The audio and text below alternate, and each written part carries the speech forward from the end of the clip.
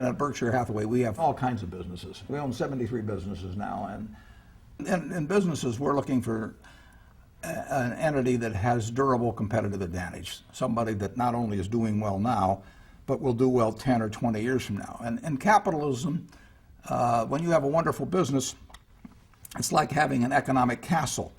And the nature of capitalism is that people want to come in and take your castle. It's perfectly understandable. I mean, if I'm selling television sets or something, there's going to be 10 other people that are going to try and sell a better television set. If I have a restaurant here in Omaha, people are going to try and copy my menu and give more parking and take my chef and so on. So capitalism's all about somebody coming and trying to take the castle.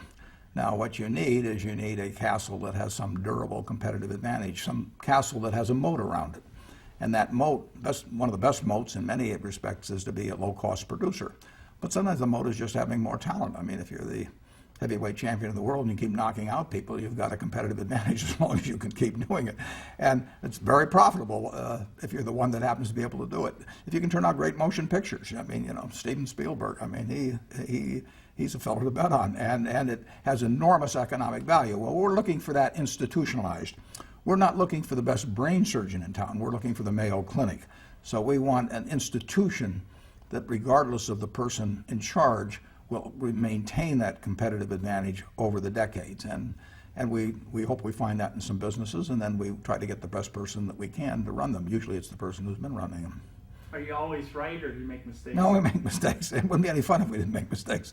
I mean, if I went out and played golf and on every one of the 18 holes I hit a hole-in-one, I wouldn't be playing golf for very long. I mean, you have to go into the rough occasionally to make the game interesting. Not too often, though.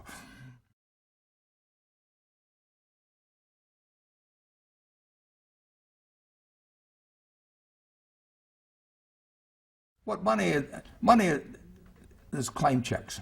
It's a claim check on the output of others in the future. If I have a pile of dollar bills, or if I have a pile of stock certificates, or a pile of bonds, those represent claim checks which I, or a charity, or my descendants, or my spouse, or whomever, can use to exchange for the goods and services produced by others. Somebody else will work for that. I can hire, now if I wanted to, I could hire thousands of people to sit every day and paint my portrait.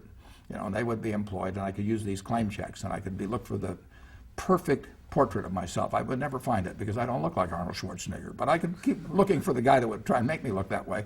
And I could keep handing out these claim checks, and I would command that person's services the rest of their life. They wouldn't do anything else for society at all.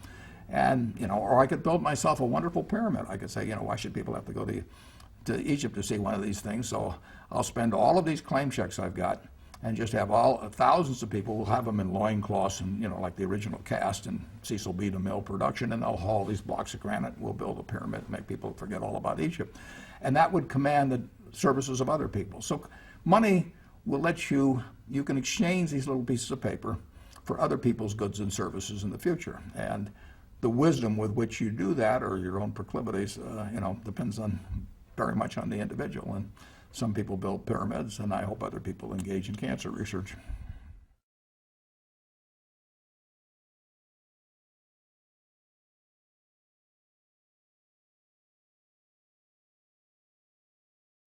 My family and I have had everything we could possibly need, you know, for the last 50 years, but also 50 years ago that my wife and I decided that beyond taking care of ourselves, that there was no reason to set it up so that the next 25 generations of little Buffett kids could keep using these claim checks, so they didn't have to do anything to contribute to society, and that there were better uses for those claim checks, and that one way or another the money was going to go back to society. And now, you know, philanthropy is the logical way to do it. And the question is who would be best at using those claim checks to benefit 6 billion people around the world.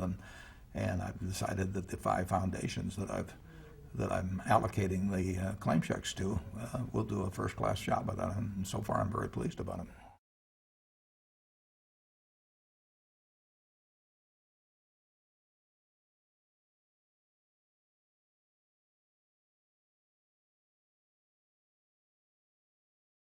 I think generally the keeping debt at a relatively within a range of GDP makes sense. I mean, I don't think you want debt to climb to 100% of GDP, I don't think you want to pay off the national debt. I think if the American worker were told by a politician 20 years from now that when he works 40 hours, that an hour and a half of that every week is going simply to service the debts incurred by the previous generation because they overconsumed, I think that he would say, I'm not interested in doing that anymore. I mean, let's take an extreme example. Let's say that back at the time of the Revolution, we'd send somebody over to, say, King George, and he'd say, listen, this fight is hardly worth it. I mean, you're going to have a lot of people get killed. We're going to have a lot of people get killed. Why don't we just make a deal with you? We want our independence. We're kind of a pain in the neck anyway. So why don't we just give you 3% of our output forever, and you give us our freedom? Now, King George might like that, and the American colonists might like that. I mean, 3% of your output, we weren't producing that much anyway. It saves you going to war, maybe getting shot, killed, and everything else. So the first generation would say, it's a fair deal. 3% royalty to the English. We get our freedom. Nobody gets killed. The next generation might even be okay with this. My dad told me, he escaped getting killed in the war, and so I'll give 3% of it. It wouldn't work now. If we were giving 3% of the output of the United States to England for freeing us 220 or whatever it might have been years ago, something would have happened. We'd have fought a war with them over it, or we'd have repudiated it. Something would have happened. People just don't. At a point, they say, "To hell with it." And countries have repudiated debts in the past. It's much easier just to inflate your way out of it.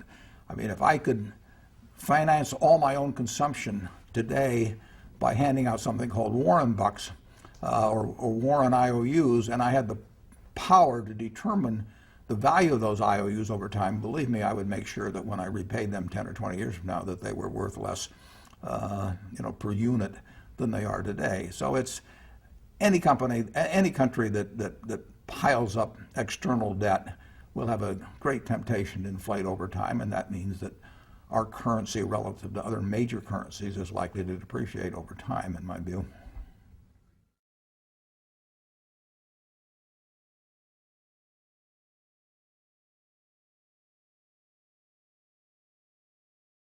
Well, there's enormous disparities in terms of how the benefits of the society been distributed, and the disparities have gotten wider, and our tax system has favored enormously the rich.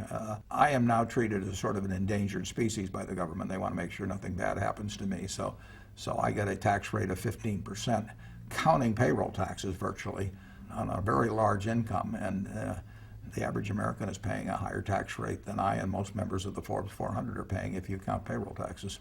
I think it's a bad thing, but I think our tax system has gone very much awry in the last, particularly in the last 10 years. I mean, that wasn't this way 50 years ago. But even those on the low end are doing far better than people were.